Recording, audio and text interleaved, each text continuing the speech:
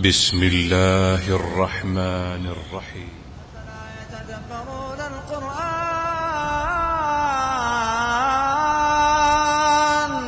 أفلا يتدبرون القرآن أم على قلوب أقفالها.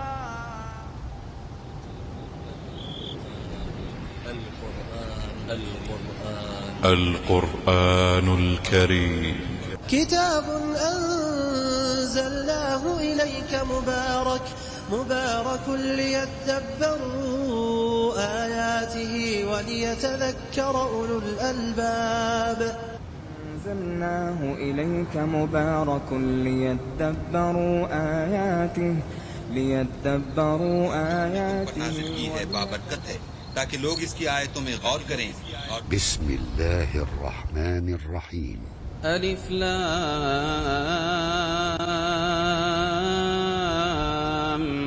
ميم. ذلك الكتاب لا ريب فيه هدى للمتقين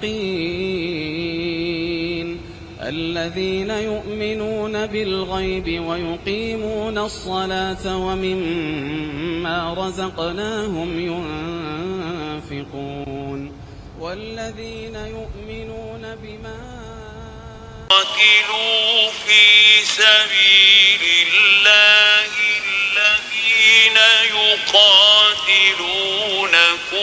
ولا تعتدوا إن الله لا يحب المعتدين.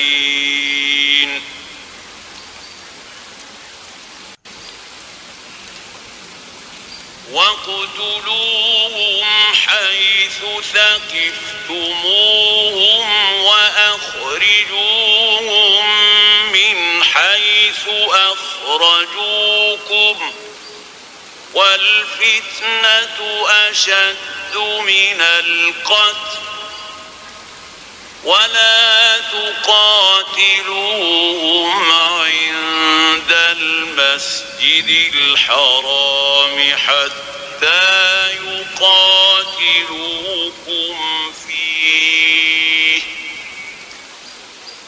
فَإِنْ قَاتَلُوكُمْ فَاقْتُلُوهُمْ كَذَلِكَ جَزَاءُ الْكَافِرِينَ. فَإِنِ انْتَهَوْا فَإِنَّ اللَّهَ غَفُورٌ رَحِيمٌ. وَقَاتِلُوهُمْ حَتَّى لا تكون فتنة ويكون الدين لله فإن انتهوا فلا عدوان إلا على الظالمين. وكل محدثة بدعة وكل بدعة ضلالة وكل ضلالة في النار. أعوذ بالله السميع العليم من الشيطان الرجيم. بسم الله الرحمن الرحيم. وقاتلوا في سبيل الله الذين يقاتلونكم ولا تعتدوا إن الله يحب المعتدين. واقتلوهم حيث ثقفتموهم وأخرجوهم من حيث أخرجوكم والفتنة أشد من القتل ولا تقاتلوهم عند المسجد الحرام حتى يقاتلوكم فيه فإن قاتلوكم فاقتلوهم كذلك جزاء الكافرين. فإن انتهوا فإن الله غفور رحيم. وقاتلوهم حتى لا تكون فتنة ويكون الدين لله فإن انتهوا فلا عدوان إلا على الظالمين. محترم حضرات، دینی بھائیوں اور بہنوں، اور اس تفسیر کی کلاس میں شامل ہونے والے ساتھیوں، ہم نے سورۃ البقرہ کی آیت نمبر 190 سے 153 تک آپ کے سامنے پڑھی ہیں 3 آیتیں.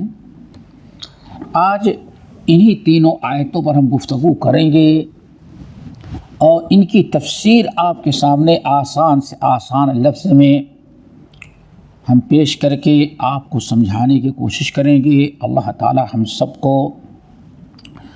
اپنی کتاب کے سمجھنے سمجھانے کی توفیق دے، اور ہم جو آپ کو آج ان آیات کی روشنی میں قرآن اور اسلام اور پیغمبر اسلام اور اسلام کے علم بردار مسلمانوں کے متعلق جو باتیں ہم کہیں گے ان کو غور سے سنیں. اللہ ہمیں حق کہنے، آپ حضرات کو حق قبول کرنے کی توفیق نصیب فرمائے.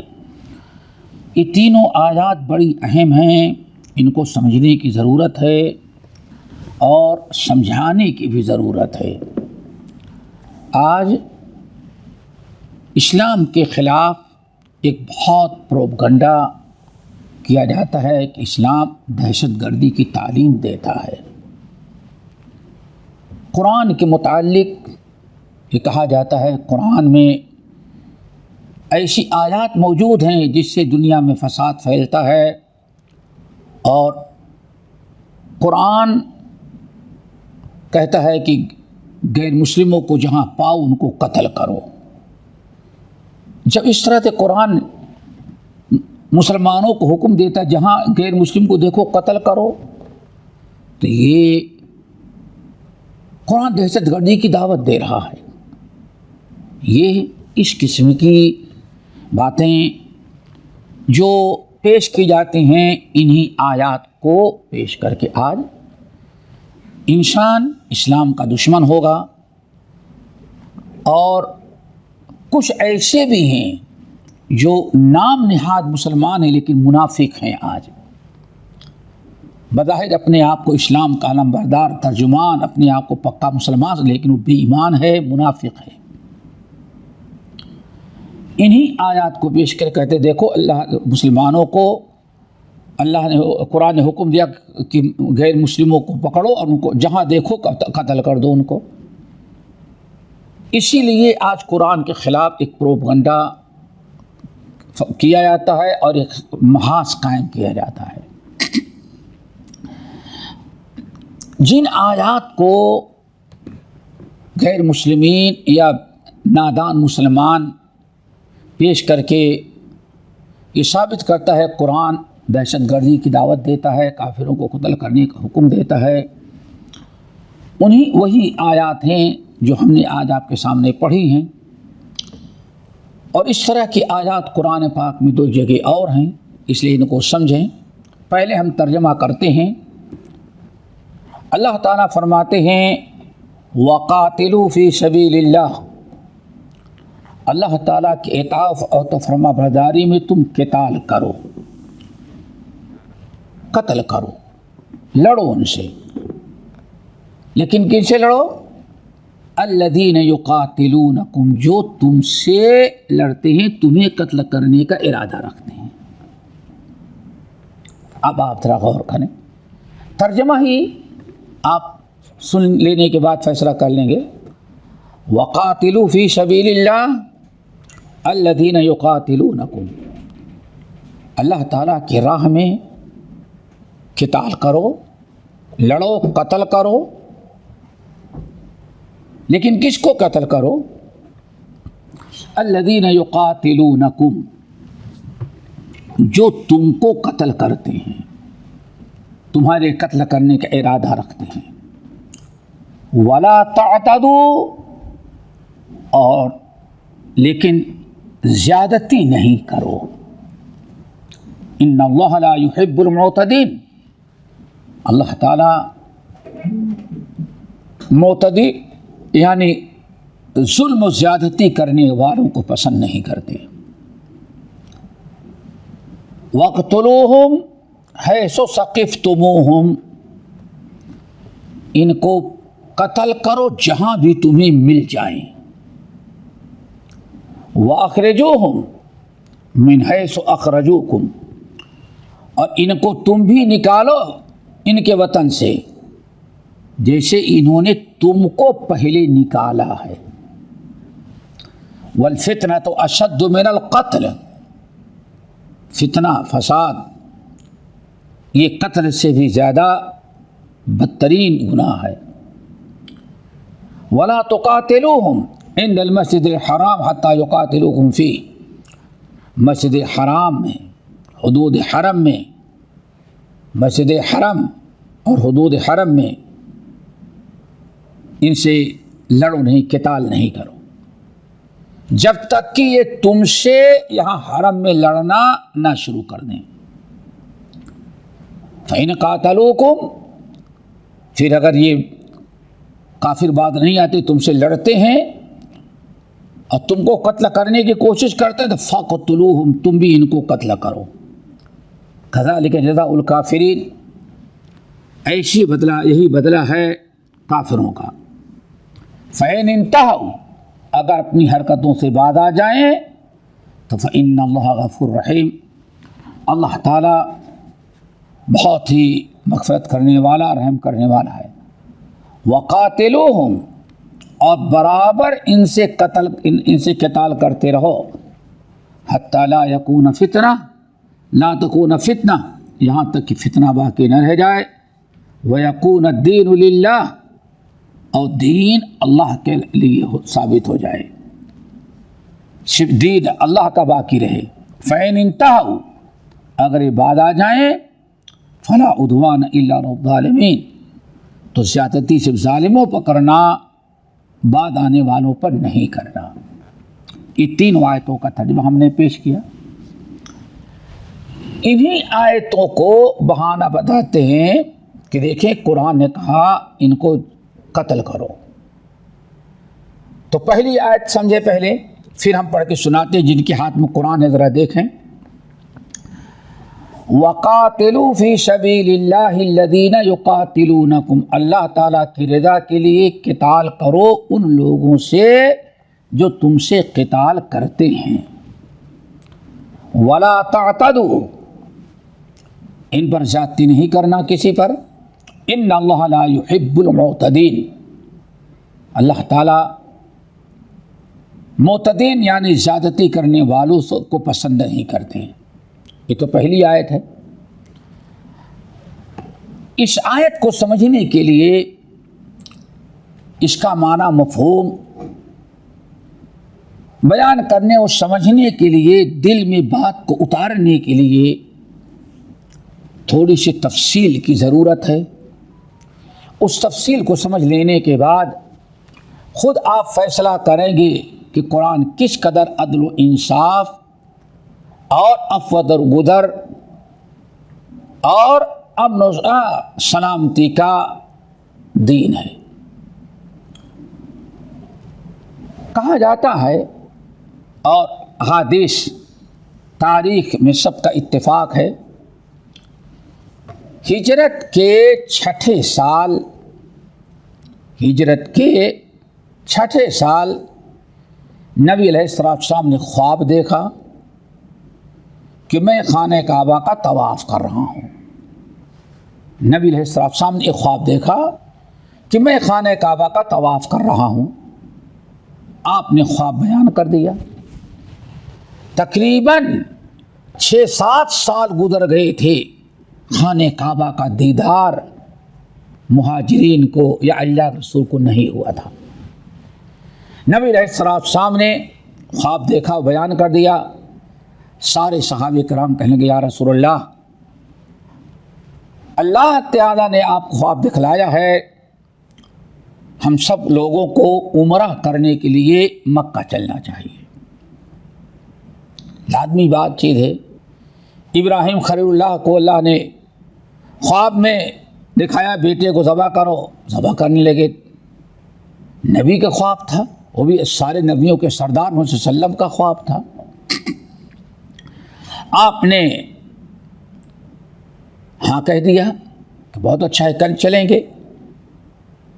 دیکھتے ہی دیکھتے تقریباً 1400 صحابہ کرام، جس میں کچھ عورتیں بھی تھیں، 1400 صحابہ کرام عمرہ کے لیے سے تیار ہو گئے۔ نبی علیہ السلام عمرے کے لیے نکلے، اپنے ساتھ لوگ جانور بھی لے کے گئے تھے، کیونکہ عمرہ کرنے کے لیے آدمی جائے تو مستحب یہ ہے کہ اپنے ساتھ جانور لے کے جائے، وہاں جانور خرید کر کے ذبح کر جیسے حج میں کرتا ہے۔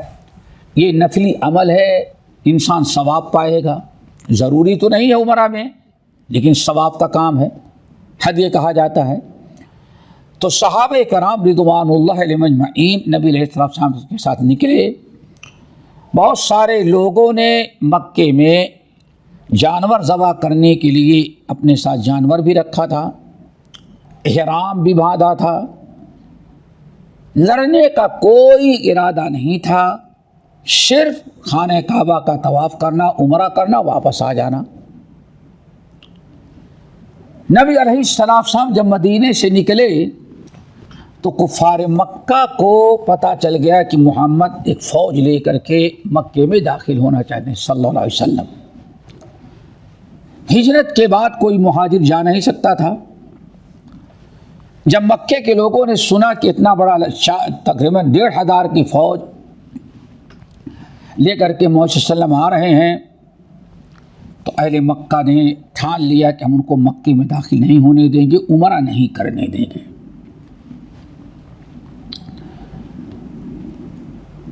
مکے کے قریب جب پہنچے آپ تو کفار مکہ کا 200-250 کا ایک لشکر راستے میں آ کر راستہ روک لیا اور مکے میں داخل ہونے سے منع کیا۔ نبی علیہ السلام نہ لڑے، نہ لڑنے کی اجازت دی، نہ کوئی مزاحمت کی۔ نبی علیہ السلام وہ راستہ چھوڑ کر کے جدے کا راستہ پکڑا۔ مقصد آپ کا یہ تھا کہ کفار مکہ مدینے سے جو راستہ مکے میں داخل ہوتا ہے وہاں انہوں نے اپنے پہرے بیٹھا دیے ہیں اور جانے سے روک رہے ہیں، تو ہم ایسا کرتے ہیں، ہم مکے سے مدینے سے جو راستہ جدہ کی طرف گیا ہے ہم جدہ کا راستہ پکڑتے ہیں، پھر جدہ کے قریب جا کر کے جدہ سے جو راستہ مکے میں داخل ہوتا اس سے ہم داخل ہو جائیں گے، کافروں کو پتہ نہیں چلے گا۔ آپ کا یہ مقصد تھا۔ نبی علیہ السلام نکلے اور حدیبیہ کے مقام پر پہنچے۔ جب جدے سے جو راستہ مکے میں داخل ہو رہا تھا اس راستے پر آپ چلے اور حدیبیہ کے مقام پر پہنچے۔ جدہ اور مکہ کے درمیان جو جگہ ہے آج بھی موجود ہے، تو دیکھا وہاں پھر کفار مکہ رکاوٹ ڈالنے کے لیے کھڑے ہوئے ہیں، وہاں سے بھی داخل نہیں ہونے دیا۔ آپ نے لوگوں سے بتایا کہ دیکھو ہمارا مقصد لڑنا نہیں ہے، قتال نہیں ہے، ہم یہ احرام کی حالت میں ہیں اور یہ جانور بھی ساتھ لے کے آئے ذبح کرنے کے لیے، آپ لوگ راستہ چھوڑ دیں، ہم خانہ کعبہ کا طواف کر کے عمرہ مکمل کریں گے، جانور ذبح کریں گے، ہم لوگ واپس چلے جائیں گے۔ ہمارا مقصد لڑنا بھیڑنا نہیں ہے، ہم لڑنے کے لیے نہیں آئے۔ لیکن کفار مکہ کسی بھی صورت سے راضی نہیں ہوئے۔ نبی علیہ السلام نے سفارتی تعلقات شروع کیا، اس کے لیے عثمان بن عفان کو بھیجا گیا، لیکن کفار مکہ کسی بھی صورت سے راضی نہیں تھے۔ بہت بات بڑھی تو آخر میں مصالحت ہوئی چند شرطوں پر، جن میں کہ چند شرطوں پر انہیں پہلی شرط یہ تھی کہ امسال آپ لوگ واپس چلے جائیں یہاں سے، آئندہ سال آپ آئیں عمرہ کریں، عمرہ کر کے پھر واپس چلے جائیں، لیکن امسال آپ کو مکے میں نہیں داخل ہونے دیں گے۔ اللہ اکبر، ایک شرط یہ تھی۔ نمبر 2، ہم لوگ 10 سال تک آپس میں لڑیں گے نہیں۔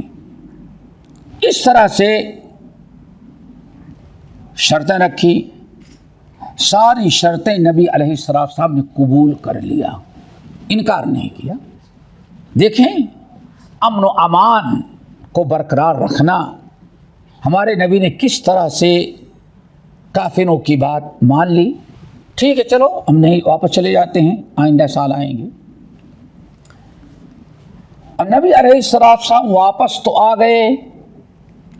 اب آئندہ اگلی سال جب جانا ہوا تو مسلمانوں کو ایک ڈر تھا, یہ شک اور شبہ تھا کہ کہیں ایسا نہ ہو ہم لوگ خالی ہاتھ جائیں خانہ کعبہ کا طواف کرنے کے لیے, عمرہ کرنے کے لیے, کہیں ہم سب کو خالی ہاتھ دے کر کے کفار مکہ ان کا کوئی اعتبار نہیں ہمارے اوپر حملہ کر دیں, یا پہلے سے لوگوں کو بتا رکھے ہوا کسی سے حملہ کروا دیں. اب حرم کے اندر رہیں گے کافروں کیا اعتبار کچھ بھی کر ڈالیں گے. تو مسلمان ایک قسم کے خوف زدہ تھے, فکر مند تھے کہ کہیں ایسا نہ ہو ہمارے ساتھ زیادتی کرنے لگے. اس موقع پر اللہ نے آیت نازل کی, فرمایا وَقَاتِلُوا فِي سَبِيلِ اللَّهِ الَّذِينَ يُقَاتِلُونَكُمْ, تم ڈرو نہیں, جاؤ عمرہ کرنے کے لیے. تم اللہ کی رضا کے لیے کافروں سے لڑنا, لیکن کن کافروں سے؟ جو تم سے لڑیں. غور کریں, کسی کافر کو پکڑ کے لڑنا نہیں, قتل نہیں کرنا, ان سے تم قتال کرنا, ان کو قتل کرنا جو تمہیں قتل کرنے کا ارادہ کر کے تلوار لے کے تم پر حملہ کرتے ہیں. اب آپ بتائیے کتنی آسان سی بات ہے. آپ غور کریں, کفار نے اتنا کہا, نادان لوگ, دیکھو قرآن کہہ رہا اللہ کافروں کو قتل کرو, اور ظالم یہ نہیں بتاتے کہ کس کافر کو قتل کرنے کا حکم دیا. وَقَاتِلُوا فِي سَبِيلِ اللَّهِ الَّذِينَ يُقَاتِلُونَكُمْ, جو کفار تم کو قتل کرنا چاہیں ان سے تم لڑنا, ان سے قتال کرنا, تم بھی ان کو قتل کرنا. اب آپ بتائیں کیا اسلام نے, قرآن نے, اب کئی چیزیں, ایک چیز سمجھیں, قرآن نے صرف ان کافروں سے لڑنے کا حکم دیا جو تم سے لڑنا چاہتے ہیں, جو تم سے لڑتے ہیں, جو تم پر زیادتی کرتے ہیں, جو تم کو قتل کرنا چاہتے ہیں. اللہ نے فرمایا تم بھی ان کو قتل کرو. یہ تو بدعہ کی بات ہے, یہاں تو کہیں نہیں لکھا ہے کہ ہاں کافروں کو پکڑو کافروں کو قتل کر دو. یہ تو ان کافروں کے متعلق ہے جو خود مسلمانوں سے قتال کرتے ہیں. وَقَاتِلُوا فِي سَبِيلِ اللَّهِ الَّذِينَ يُقَاتِلُونَكُمْ, ایمان والو تم ڈرو نہیں, جاؤ عمرہ کرنے کے لیے. اگر کفار مکہ تم سے قتل کرنا چاہیں, لڑنے لگے, تو انہی سے تم لڑنا اور انہی سے قتال کرنا جو تم کو قتل کرنا چاہتے ہیں. اور جو کافر تم کو چھیڑتے نہیں, اپنے کام سے کام رکھتے ہیں, ان کو تم چھیڑنا نہیں. اب بتائیے یہاں تو اسلام نے مسلمانوں کو قتال کرنے کا حکم دیا تو صرف ان سے جو مسلمانوں سے لڑتے ہیں, جو مسلمانوں کو قتل کرنا چاہتے ان سے بطور انتقام اور بدلہ لینے کا حکم دیا ہے. عام کافروں کو پکڑ کے قتل کرنے کا حکم تو نہیں دیا ہے. لیکن اعداء اسلام اور کچھ بیوقوف نام نہاد مسلمان جو منافق ہے در حقیقت, وہ یہ کمال الذین یقاتلونکم کو ختم کر دیا. بس وقاتلوا کافر قتل کرو. دیکھو قرآن میں لکھا ہے سورۃ البقرہ آیت نمبر 190. اللہ اکبر. تو سمجھے آپ لوگ کہ اسلام کیا کہہ رہا ہے, قرآن کیا کہہ رہا ہے, اور جھوٹا پروپگنڈا آج کیا کیا جاتا ہے. آگے فرمایا, یہاں تو آپ سمجھ گئے, یہاں ان کافروں سے قتال کرنے کا حکم دیا جا رہا ہے جو مسلمانوں سے لڑے یا مسلمانوں کو قتل کرنے کے لیے ہتھیار اٹھائے میدان میں آئے. وَقَاتِلُوا فِي سَبِيلِ الَّذِينَ يُقَاتِلُونَكُمْ, جو کفار تم سے لڑتے ہیں ان سے قتال کرو, ان کو قتل کرو. آگے وَلَا تَعْتَدُوا,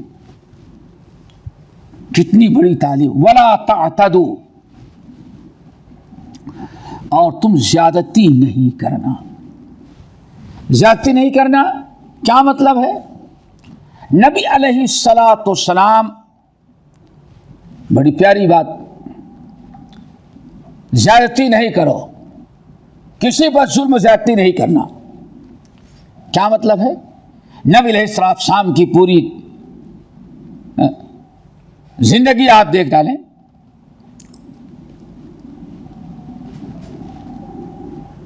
جب بھی آپ فوج کو بھیجتے لڑنے کے لیے، جہاد کے لیے، تو نبی علیہ الصلوۃ والسلام لوگوں سے کیا کہتے؟ کتنی پیاری کیا، اگر سنیں، آپ فرماتے اغزو بسم اللہ وفی سبیل اللہ قاتلوا من کفر باللہ ولا تغلوا ولا تقتلوا امرأة ولا ولیدا ولا شیخا کبیرا. آپ فرماتے ہیں اللہ کے نام سے جہاد کرنا، اللہ تعالیٰ کی رضا کے لیے کرنا، اور قتل ان کفار سے کرنا جو تم سے لڑتے ہیں. اگر کسی قوم سے تم لڑنے کے لیے جانا تو خبردار، ولا تقتلوا امرأة، کفار کی کسی عورت کو قتل نہیں کرنا، ولا ولیدا، کسی بچوں کو قتل نہیں کرنا، ولا شیخا کبیرا، بوڑھوں کو قتل نہیں کرنا. دوسری بات میں کیا ہے؟ جو ان کے مذہبی لوگ اپنے دین سے رکھتے ہیں، بیٹھے اپنی طور طریقے پر عبادت کر رہے ہیں، ان کو جب تک تم پر پتھر نہ مارے ان کو چھڑنا نہیں، ان کو ویسے چھوڑ کے نکل جانا. اللہ اکبر. اسی لیے اپنی عبادت خانے میں، جیسے مندر میں کوئی سادھو بیٹھا ہے، گرجا اور چرچ میں کوئی یہودی عیسائی بیٹھا ہوا ہے، اور وہ مسلمان گزرتے ہیں، مسلمانوں سے پر پتھر نہیں مارتا، مسلمانوں سے لڑتا نہیں، تو اللہ کے رسول فرمایا ان سب کو ایسے چھوڑ کے گزر جانا، صرف لڑنا ان سے جو اللہ اکبر. عورتیں ہو خبردار، عورتوں کو دیکھو، اسلام مسلمانوں کو لڑنے کی اجازت دیتا ہے، بدلہ لینے کی تو اتنی پابندیوں کے ساتھ. جو لڑنے والے ہیں، جو تمہارے دشمن تمہارے مقابلے میں لڑ رہے ہیں، تمہارے قتل خیرات، انہی سے لڑنا، انہی کو قتل کرنا، انہی کو گرفتار کرنا. ان کے بچے ان کو نہیں چھیڑنا، ان کی عورتوں کو نہیں چھیڑنا، ان کے بوڑھوں کو نہیں چھیڑنا، ان کے عبادت گزاروں کو نہیں چھیڑنا، جب تک کہ تمہارے خلاف وہ مدد نہ کرے ان کی. اب آپ کیا خیال ہے؟ ایک طرف یہ دیکھیں، دوسری طرف ایک اندھا، نابینا، مسکین بیچارہ، وہ غریب بھیک مانگتا ہے، اس اندھے کو بھی جو قاعدے چل نہیں سکتا، ڈنڈے مارتے کہتے جے سیا رام بولو. ذرا سوچو، ظلم تو تمہارا مذہب سکھلاتا ہے، اسلام نہیں سکھلاتا. اسلام بدلہ لینے کا حکم دیتا ہے. دنیا میں ہر ایک اس مذہب میں ہے جہاں انسان اپنا بدلہ لے سکتا ہے، لیکن جو لڑنے والے نہیں ہیں، اسلام ان سے چھیڑخانی کرنے سے کی اجازت نہیں دیتا. ولا تعتدوا، خبردار مسلمانوں، تم ظلم و زیادتی نہیں کرنا. صرف لڑنے والوں سے قتال کی اجازت دی جاتی ہے، عورتوں سے نہیں، بچوں سے نہیں، بوڑھوں سے نہیں، ان کے عبادت گزاروں سے نہیں، ان کی جائیداد اور پراپرٹی کو جلانے کی اجازت نہیں ہے، ان کے مویشیوں کو مارنے کی اجازت نہیں ہے. ذرا دیکھو کس قدر اسلام صاف ستھرا. وَقَاتِلُوا فِي سَبِيلِ اللَّهِ الَّذِينَ يُقَاتِلُونَكُمْ، تم کو اجازت دی جا رہی ہے، لڑو ان سے، قتال ان سے کرو. جو تمہیں قتل کرنا چاہتا ہے اس کو تم بھی قتل کرو، جو تم چہرے سامنے میدان میں تھا اس سے تم. اور جو نہیں آتے، کافر ہو، مشرک ہو، یہودی عیسائی ہو، اپنے کام سے کام رکھتے ہیں، تمہارے نہ تمہارے خلاف مدد کرتے ہیں ان کی، نہ تمہارے خلاف لڑتے ہیں وہ. تو اللہ نے فرمایا ان کے ساتھ کوئی ذاتی چھڑخانی نہیں کرنا. اگر ان کے ساتھ چھڑخانی کرو گے تو یاد رکھنا ان اللہ لا یحب المعتدین، اللہ تعالیٰ زیادتی کرنے والوں کو پسند نہیں کرتا. بات ہو گئی نا. آگے وَقْتُلُوهُمْ حَيْثُ ثَقِفْتُمُوهُمْ، اور یہ تم سے جو لڑنے والے ہیں، تم سے قتال کرنے والے، جو تمہارے جان لینے کے پیچھے پڑے ہوئے ہیں، تو تم کو وہ آدمی جہاں ملے اس کو قتل کر دینا. کس کو؟ جو تمہیں قتل کرنا. یعنی حرم کی بات تھی، حرم کا ادب. اگر مسلمان وہاں کافروں سے بدلہ لیں، بدلہ تو لے رہے لیکن حرم کے بے ادبی پہ حرمتی ہو رہی ہے. یہی ہو رہی نا.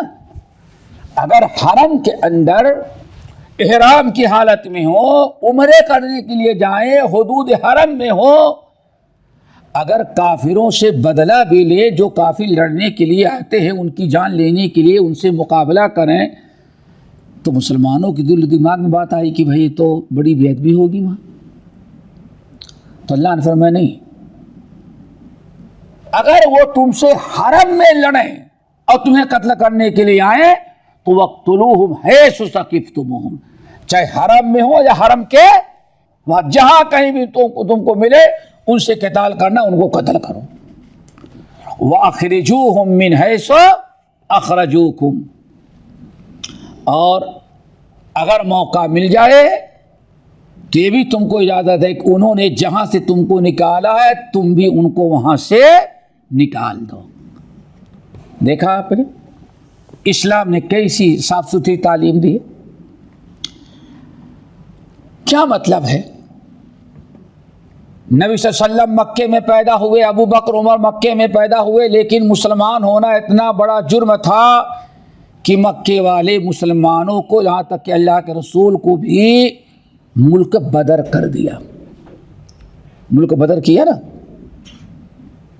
سب کو مکہ چھوڑ کے ساری جائیداد پراپرٹی ضبط کر لی، یہاں تک کہ کچھ لوگوں کے بچے اور بیویوں کو بھی ضبط کر لیا،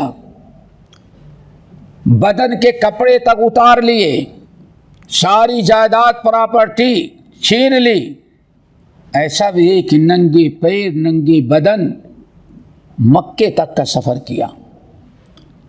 کافروں نے، مکے والوں اس طرح سے مسلمانوں کو نکالا تھا. تو اللہ رب العالمین نے مسلمانوں کو اجازت دیا کہ وَأَخْرِجُوهُم مِّنْ حَيْثُ أَخْرَجُوكُمْ، انہوں نے جہاں سے تم کو نکالا ہے تمہارے وطن سے، اگر تم کو موقع ملے تو تم بھی بدلہ لے سکتے ہو، تم بھی ان کو ان کے وطن سے نکال دو. دیکھیں سارا معاملہ کیا ہے؟ بدلہ لینے کا. ظلم و زیادتی کا کوئی تصور یہاں نہیں ہے.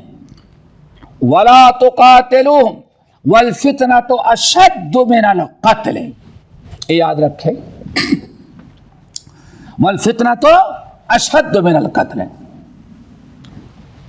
یہ بہت پوری آیت کا ایک ایک جملہ جو ہے سمجھنے کا ہے. وَالْفِتْنَةُ أَشَدُّ مِنَ الْقَتْلِ، فتنہ قتل سے بھی زیادہ بدتر ہوتا ہے. کیا مطلب ہے؟ اللہ تعالیٰ نے مسلمانوں کو اجازت دیا کہ اگر یہ عمرہ کرنے کے لیے تم لوگ جا رہے ہو، تمہارے ساتھ یہ قتال کریں، یہاں تک کہ اگر تم سے حرم میں قتال کرتے ہیں تو تم لوگ بھی حرم میں ان سے لڑنا. ٹھیک ہے. اب مسلمان، اللہ تعالیٰ نے انتقام لینے، بدلہ لینے، اگر کفار مکہ چھیڑیں حرم کے اندر حدود حرم میں، حرم کے قریب اگر کفار مکہ مسلمانوں سے چھیڑخانی کریں، مسلمانوں کو قتل کرنا چاہیں، تو اللہ نے فرمایا کہ تم بھی ان سے قتال کرو اور تم بھی اپنا پورا پورا بدلہ ان سے حدود حرم میں لو. تم کو حدود حرم میں بھی کفار مکہ اگر تمہیں قتل کرنا چاہے تو تم کو وہاں بھی قتال کی اجازت دی جاتی ہے. اب رہی یہ بات کہ حرم کی بے حرمتی ہوگی تو اللہ تعالیٰ نے فرمایا یہ مکے والے شور بچاتے ہیں کہ اگر مسلمان یہاں کچھ کر دیں تو کفار کیا کہ ارے دیکھو حرم کا ادب اور احترام باقی نہیں رکھا. تو اللہ نے فرمایا ان سے کہو اصل میں کہ تم مکے والوں کب اللہ تعالیٰ کے گھر کا ادب کیا؟ سب سے پہلی بے حرمتی اور خانہ کعبہ حرم کی بے ادبی تھی. تم نے وہاں شرک شروع کیا، بت کی پوجا کرتے ہو، خانہ کعبہ کا ننگا طواف کرتے ہو. یہ تو سب سے بڑی بے ادبی ہے. مکے والوں تم کہاں خانہ کعبہ کا احترام کر رہے ہو؟ اللہ نے بیان فرمایا مسلمان جو اگر تم مسلمانوں کو قتل کرنا چاہو، لڑنا چاہو حرم کے اندر، مسلمانوں کو اللہ نے اجازت دے دی بدلہ لینے کی، تم سے لڑنے کی، تو تم قتل کرو تو بے حرمتی نہیں، اور مسلمان بدلہ لے تو بے حرمتی اور بے ادبی حرم کی. یہ تم کہتے ہو؟ اللہ اکبر. یعنی شرک قتل سے بھی زیادہ بدترین گناہ ہے، بے حرمتی ہے جو تم لوگ مکے میں رہ کے کرتے ہو. اور نمبر 2، تم تو مسلمانوں کو جو کلمہ پڑھتا تھا یہاں اس کو مارتے تھے، پیٹتے تھے. بلال کو تم نے مارا، خباب کو تم نے مارا. ایمان لانے والوں کو تو نبی علیہ السلام کو تم نے قتل کرنا ہے. کیا یہ سب عرب کے حرم کی بے حرمتی اور بے ادبی نہیں تھی جو کر رہے تھے تم؟ مسلمان اگر انتقام لے، بدلہ لے تو بے حرمتی، اور تم جس کو کہتے ہیں ہم آہ بھی کرتے ہیں تو ہو جاتے ہیں بدنام، وہ قتل بھی کرتے ہیں تو چرچا نہیں ہوتا. سوچو تم اپنے کردار کو ذرا دیکھو. شرک تم کرتے ہو، کمزوروں پر ظلم تم کرتے ہو، ایمان لانے والوں کو تم قتل کرنا چاہے، ان کو گھر سے بے گھر کیا، جائیداد پراپرٹی سب ضبط کر لی. حرم کی کون سی ادب تم نے کیا؟ کون سی حرمت باقی رکھی؟ اللہ نے فرمایا اسی لیے والفتنۃ اشد من القتل. یہ اعتراض کرنے والے جو مشرکین مکہ ہیں، یہ جو کفر و شرک اور جو مسلمانوں کے ساتھ ظلم زیادتی کیا ہے وہ بڑا گناہ ہے بنسبت تم کو جو لڑنے کی اجازت دی جا رہی ہے. والفتنۃ اشد من القتل، یعنی تم کو جو قتل کرنے کی اجازت دی گئی وہ بھی اگر وہ لڑتے ہیں تب. لڑنے والے ظالموں کو سے تمہیں لڑنے، ان سے قتال کرنے، بدلہ لینے کی اجازت دی جا رہی ہے. تو بے ادبی کا ذمہ دار اصل میں مشرکین ہیں. شرک ہے. تم جو اور ہمارا بھی لو مسلمانوں کے ساتھ ایمان لانے پر جو انہوں نے ظلم کیا وہ بھی قسم کا فتنہ تھا. تم نے جو آج تک کیا ہے ان گناہوں سے، وہ تم نے جو آج تک حرم کی بے حرمتی کی ہے اس سے بہت کم بے حرمتی ہے جو مسلمانوں کو اجازت دی گئی ہے. والفتنۃ اشد من القتل ولا تقاتلهم عند المسجد الحرام. ایمان والو خبردار ان کافروں سے مسجد حرام کے اندر نہیں قتال کرنا. دیکھیں مسلمانوں کو اللہ تعالیٰ منع کرنا. ولا تقاتلوهم عند المسجد الحرام، مسجد حرام میں ان سے قتال نہیں کرنا. کن سے؟ کفار مکہ سے. حتی یقاتلوکم فیہ، یہاں تک کہ حرم کے اندر خود مکے والے تم کو قتل کرنے لگے.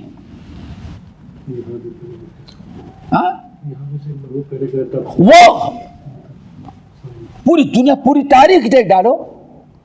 پھر ایک چھوٹی سی بات دیں، آخر جب سے اسلام بر صغیر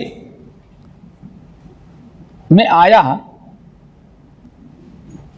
بر صغیر میں جب سے اسلام آیا، کیا مسلمانوں نے جب اقلیت میں تھے جب بھی، جب محکوم تھے جب بھی، اور جب حاکم بنے 1000 سال تک، تو کوئی کہہ سکتا ہے کہ یہاں مسلمانوں نے کبھی غیر مسلموں کو زبردستی مسلمان بنایا اور اگر مسلمان نہ ہو تو قتل کر ڈالے؟ کبھی ایسا ہوا؟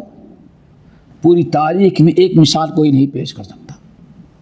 اسی لیے تاریخ بنائی جا رہی ہے،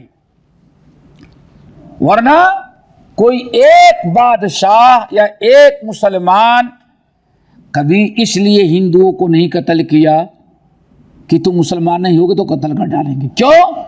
اسلام اس کی اجازت نہیں دیتا. لڑنے والوں سے ہم لڑیں گے، اور زبردستی اسلام مسلمان بنانے کی اجازت اسلام میں نہیں. اب آپ ذرا سوچیں کتنا بڑا پروپگنڈا کیا جا رہا ہے. اور آج آپ دیکھ لیں، آج مذہب کے تبدیل کرنے پر اگر مسلمان کرتا ہے تو صرف دعوت دیتا ہے.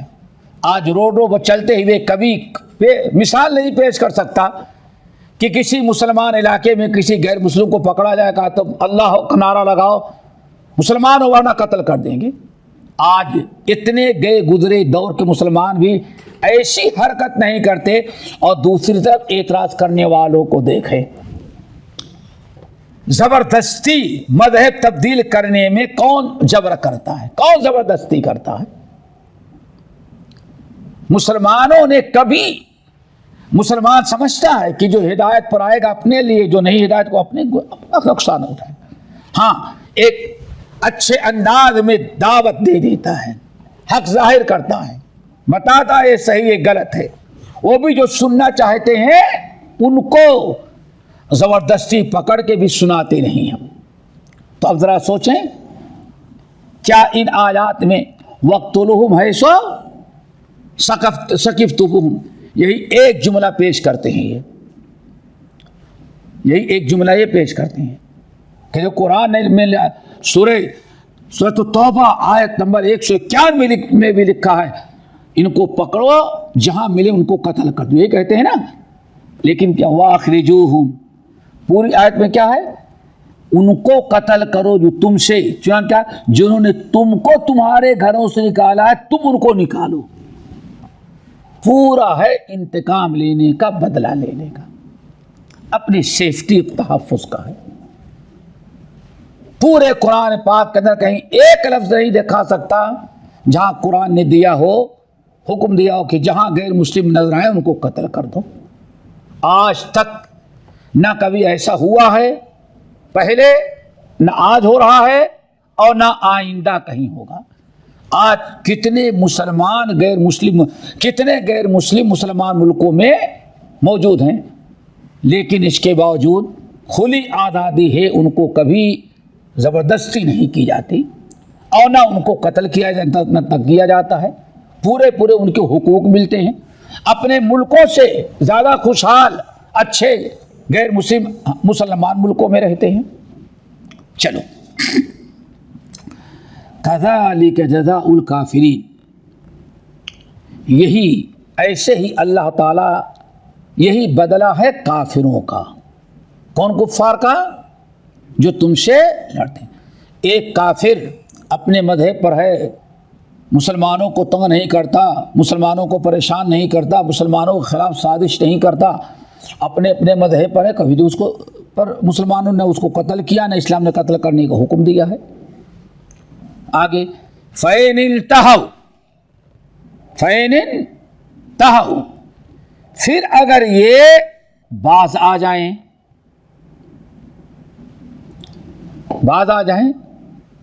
قتال سے، مسلمانوں کی مخالفت سے، اور کفر شرک بھی چھوڑ دیں، تو اللہ فرماتے ہیں فَإِنَّ اللَّهَ غَفُورٌ رَحِيمٌ، اللہ تعالیٰ مغفرت کرنے والا اور بہت ہی زیادہ رحم کرنے والا ہے. وَقَاتِلُوهُمْ، اور ان سے قتال کرو، حَتَّى لَا تَكُونَ فِتْنَةٌ، یہاں تک کہ فتنہ باقی نہ رہ جائے۔ فتنے سے مراد یہ کفار اور مشرکین جو مسلمانوں کو ایمان پر، دین پر سکون کے ساتھ عمل نہیں کرنے دیتے، اور ان کا کفر اور ان کی بد اخلاقی انہیں اس بات پر آمادہ کرتی ہے کہ مسلمانوں کے خلاف لڑو، جنگ کرو، خون ریزی کرو، مسلمانوں کو ملک بدر کرو۔ اللہ فرماتے ہیں ایسے لوگ جو ہیں اگر وقاتلوا حتی لا تکون فتنہ، ایسے لوگوں سے قتال کرتے رہو برابر۔ یہ جو دشمن ہیں جو تم کو مٹانا چاہتے ہیں، ذرا سمجھیں، جو تم کو مٹانا چاہتے ہیں، جو تمہیں قتل کرنا چاہتے ہیں، تمہیں ختم کرنا چاہتے ہیں، ایسے کفار سے تم برابر مقابلہ کرتے رہو۔ کن سے کرتے رہو؟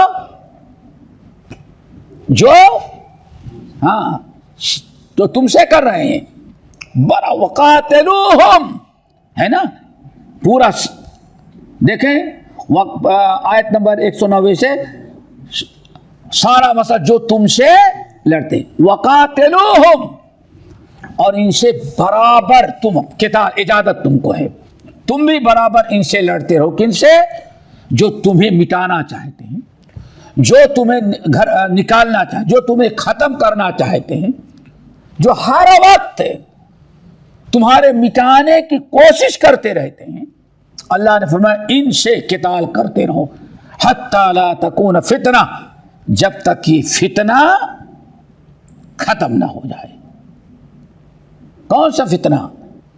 یہ کفر و شرک کا مسئلہ اٹھا کر کے تم کو وہ قتل، اپنے تئیں رہے کوئی بات نہیں، ہمارا کیا بگڑتا ہے؟ من عمل صالحا فلنفسہ ومن اساء فعلیہا۔ لیکن اگر یہ بات نہیں آتے تو وقاتلوہم، اللہ فرماتے ہیں ان سے قتال کرتے رہو حتی لا تکون فتنہ، یہاں تک کہ کفر کا، شرک کا، مشرکین کا زور ٹوٹ جائے، اور جو تمہیں مٹانا چاہتے ہیں ان کے مٹانے والی قوت اور فتنہ ختم ہو جائے، اور تمہیں اطمینان اور سکون کے ساتھ یہ جینے دیں۔ یہ سیدھی سادی بات ہے۔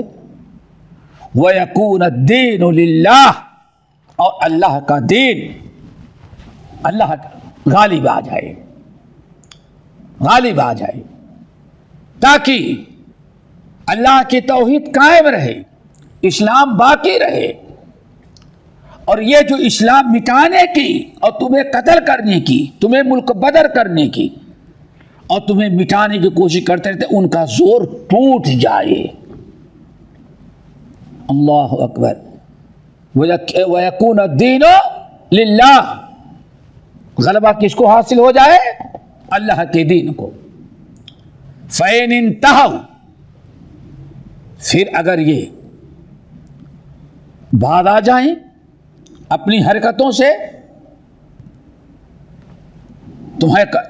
تمہارے خلاف ہتھیار اٹھانے سے بعد آ جائیں، تمہارے مٹانے کی جو فکر ان کے اندر پیدا ہے اور ٹھانے مٹا دیں گے، جب تک یہ فکر ختم نہ ہو جائے۔ اگر یہ اپنی ان حرکتوں سے بعد آ جائیں، اب غور سے سنیں، اگر یہ ایسے اپنی ساری حرکتوں سے بعد آ جائیں اور تم سے کوئی چھیڑخانی نہ کرے اور تمہیں مٹانے، قتل کرنے کی دھمکی نہ دے، تو فلا عدوان، اللہ فرماتے ہیں نہیں ان کے ساتھ ان پر چڑھائی کرو، الا علی الظالمین، تمہیں لڑنے کا اور تمہیں مقابلے کی جو اجازت دی جا رہی اس وقت تک، جب تک کہ ان کا زور ٹوٹ نہ جائے۔ اگر یہ زور ان کا ٹوٹ گیا، تمہارے ساتھ ظلم زیادتی کرنے کے بجائے بس اپنے مذہب پر رہ کر کے یہ زندگی گزارنا چاہتے ہیں، تو اللہ فرماتے بلا وجہ پھر اب ان کے ساتھ زیادتی نہیں کرنا۔ فلا عدوان الا علی الظالمین، ظالموں کا، ظالم یعنی جو غیر مسلمین تمہارے اوپر ظلم کرتے ہیں، زیادتی کرتے ہیں، اور جو تمہارے خلاف سازشیں کر کے تمہیں دنیا سے مٹانا چاہتے ہیں. اگر یہ لوگ اپنی ان حرکتوں سے باز آ جائیں فَإِنِ انتہوا، اگر ان چیزوں سے باز آ جائیں تو خبر یاد رکھنا اب ان کے ساتھ لڑنے کی تمہیں اجازت نہیں ہے. فَلَا عُدْوَانَ إِلَّا عَلَى الظَّالِمِينَ. ظلم زیادتی انتقام لینا ان سے ہے جو ظالم ہو. جو ظالم نہیں ہے اپنی جگہ پر خاموشی کے ساتھ جینا چاہتے ہیں تو خبردار ان کے خلاف کبھی کوئی کارروائی نہ کرو، یہ تمہارے لیے اجازت نہیں ہے. اب آپ دیکھیے اسلام کتنا صاف ستھرا اور کس قدر اتنی آسانی کا ایسی بہترین تعلیم دیتا ہے. اسلام اپنا مسلمانوں کو بدلہ لینے کی اجازت دے یا لڑنے والے ظلم کرنے والوں کا مقابلہ کرنے کی اجازت دے تو مسلمان دہشت گرد ہو جاتا ہے اور آیتوں کو بدل کر اس طرح سے پیش کیا جاتا ہے. یہ بالکل ناممکنات میں سے ہے. اس لیے یاد رکھیے گا قرآن پاک آج سے 8-9 سال قبل کہا جاتا ہے ہندوستان کے ہندوؤں کے بڑے مذہبی شہر بنارس میں جامع سلفیہ بنارس کے سامنے ایک مندر تھا. وہاں مندر میں کسی نے دھماکہ کیا اور اپنے ہی کرتے ہیں مسلمانوں کو پھنسانے کے لیے. مسلمانوں نے کیا کیا؟ بڑے ہوشیاری خصوص جامع سلفیہ جتنے فوراً برات ظاہر کر کے اور جتنے مذہب ہیں ہر مذہب کے عالم اور ان کے مذہبی آدمی کو بلایا اور اسلام پر ہر ایک کو موقع دیا گیا. آپ بتائیں آپ پڑھے لکھے ہیں اور ٹھیک ہے آپ مسلمان نہیں ہیں، ہندو ہیں، کرسچن ہیں، بدھ سے کچھ بھی ہیں، لیکن آپ پڑھے لکھے تو ہیں. اب آپ بتائیں آپ نے زندگی میں جو اپنا نالج حاصل کیا آپ کا نالج کیا بتاتا ہے اسلام کے بارے میں، قرآن کے بارے میں، مسلمان کے بارے میں کیا بتاتا ہے؟ ملا کہتے ہیں سب سے بڑا جو سادھو تھا اور مہنت کہتے ہیں غالباً سب سے بڑا، اس نے کھڑے ہو کے کہا دیکھو ہم نے 3 مرتبہ قرآن کا مطالعہ کیا ہے لیکن قرآن میں مجھے ایک لفظ نہیں ملا جس میں دہشت گردی کی دعوت دی گئی ہو. اب آپ بتائیں وَشَهِدَ شَاهِدٌ مِّنْ أَهْلِهَا.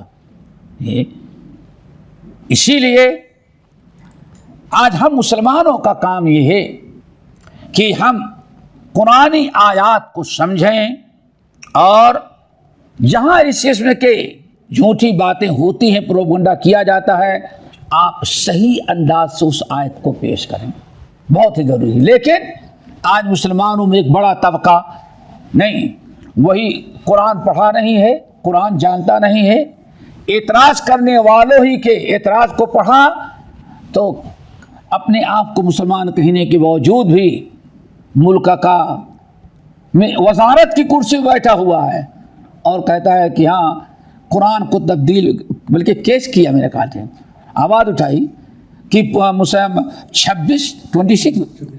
26 آیتیں ہیں جو دہشت گردی کی تعلیم دیتی ہیں، ان آیت قرآن میں تبدیلی لانے کی ضرورت. اب ذرا سوچ اللہ حول، اور خود کو قرآن پڑھنا نہیں آتا.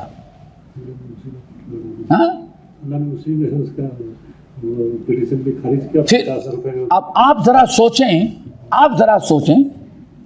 اب جج اور وکیل تو جاہل نہیں ہوتے، جتنے جج تھے سب ہندو، سب غیر مسلم، اور ایک مسلم منافق نام نہاد بدبخت منافق ہے، وہ کہتا ہے 26 آیتیں قرآن میں ہیں دہشت گردی کی، ان میں سے یہی 2-3 آیتیں ہیں، اس لیے قرآن میں تبدیلی کی ضرورت ہے اگر امن و امان چاہتے ہیں. یہ ایک کلمہ گو منافق بے ایمان وہ جا کے کیس دائر کرتا ہے، اللہ اکبر، اپیل کرتا ہے. جتنے ہندو ہیں ملک کے وکیل اور جج سبوں نے فیصلہ کیا نہیں قرآن میں کوئی ایسی آیت نہیں ہے جس میں کیا ہو دہشت گردی، تو اس کو سزا بھی دی اور 50,000 جرمانہ لگایا، ذلیل اور خوار کیا اور اس کی اپیل جو خارج کر دی گئی. اب ذرا دیکھو ایک انسان ایسے مسلمانوں تو ہندو بہتر ہے چونکہ منافق ہے یہ، اور منافق غیر مسلموں سے زیادہ بدتر ہوتا ہے کردار کے اعتبار سے. تو سبق سیکھنا چاہیے.